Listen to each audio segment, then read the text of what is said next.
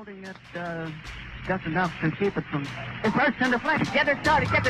It's crashing terrible. Oh my, get out of the way, please. It's bursting into flames, and it's falling on the morning fast, and all the folks believe that this is terrible. This is one of the worst catastrophes in the world. Did you know that the Hindenburg airship disaster wasn't the worst or the deadliest in history? It was the most devastating and terrifying airship disaster ever captured on film. But it was not the deadliest.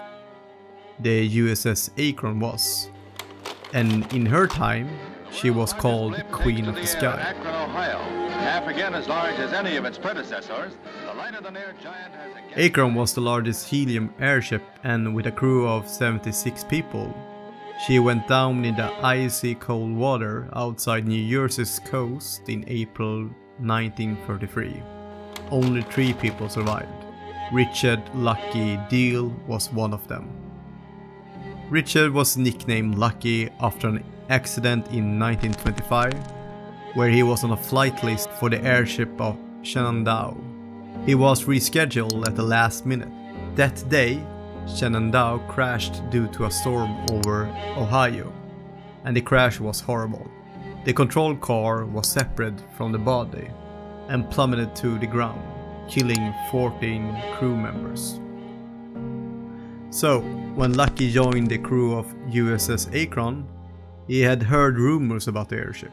Some said it was cursed. People speculated about how there was an evil spell cast upon the ship, because the USS Akron had already suffered 2 major accidents before its final journey. 2 times she had torn herself from the ground when the captain tried to land the ship, like an untamed horse. The second accident cost the lives of 2 people. It happened when they tried to land in San Diego, May 1932.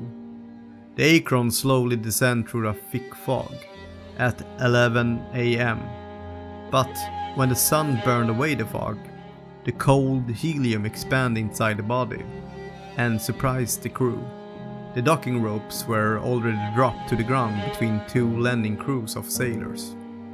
Each man had to grab a trail rope and attach it to the ground, when suddenly the airship climbed and the sailor had to quickly release the trail ropes.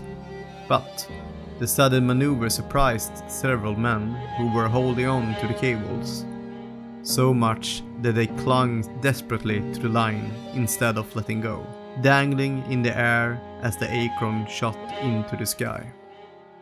The human brain is fascinating, and the incident here can tell us a lot about human psychology, about mind traps, the fatal mistake of hanging on too long. Because if they had let go of the ropes, they would most likely have survived. One man did, and he let go of the rope at approximately 15 feet. He broke his arm in the fall, but he survived. But the other 3 just kept holding on for dear life. People watched in horror as the man fell down from the sky. Aviation carpenter Matt third-class Robert H. Edsall and apprentice seaman Nigel M. Henton.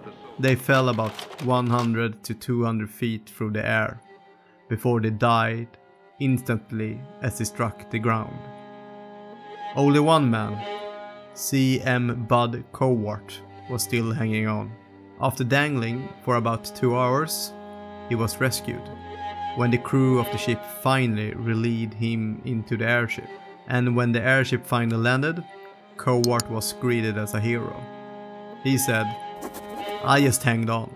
I saw the other fellows fall and it didn't make me feel any too good, but there was nothing I could do about it, so except to hang on tighter." The death of the sailors was blamed on the peculiar atmospheric condition. A naval court of inquiry will later blame the inexperience of the landing crew as another cause of the accident. The event was captured on film and showed on newsreel throughout America. Not the greatest PR for the biggest airship in the world. And so, 1 year later, the USS Akron made its last flight. On April 4, 1933, The airship was on a routine training flight off the coast of New Jersey when it encountered severe weather. The radio communication went down, and the severe weather caused both updraft and downdraft, so it was hard to steer the airship. While the captain attempted to climb, the Akron ship's tail struck the water, and the structural component gave away. The airship crashed into the Atlantic Ocean, and 73 of the 76 crew members on board were killed in the disaster. Only the 3 people survived. Commander Herbert Wheely, Moody Irvin, and Richard Lucky Deal were pulled up from the frigid water by a German tanker that had been nearby. Irvin and Deal had been hanging on a fuel tank, while Wiley was clinging to a board, according to accounts he gave to a newspaper the next day. Some men who died in Akron had survived the airship crash of the USS Shenandoah less than a year before. The day after the Akron disaster, a blimp was sent out for looking for the bodies, and that blimp also malfunctioned and crashed into the sea, killing 2 more crew members. The crash of the USS Akron was a significant tragedy for the Navy and the United States as a whole. The airship was one of the largest and most advanced in the world at the time, and its loss was a major setback. Additionally, the large number of casualties made it one of the deadliest airship accidents in history. Many factors contributed to the crash of the USS Akron. One of the primary causes was the severe weather, which included high winds and thunderstorms. The airship's design was also a factor, as it had a relatively low structural strength and was unable to withstand the forces of the storm. And in the wake of the crash of the USS Akron, the Navy suspended the airship program and focused on developing other forms of naval aviation. The Hindenburg disaster in 1937 was the final nail in the coffin for airship program and the queens and the kings of the skies.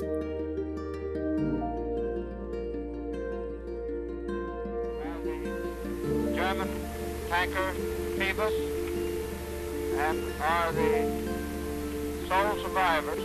Just before the accident to the Akron, I was in the control car on the left side of the control car. Our first indication of being near the center of the storm was when the ship shuddered by the water, which was not seen through the fog until we were about 300 feet from the water. The order was given to stand by for a crash. The ship hit the water within 30 seconds after the order, and most of us, I believe, were catapulted into the water.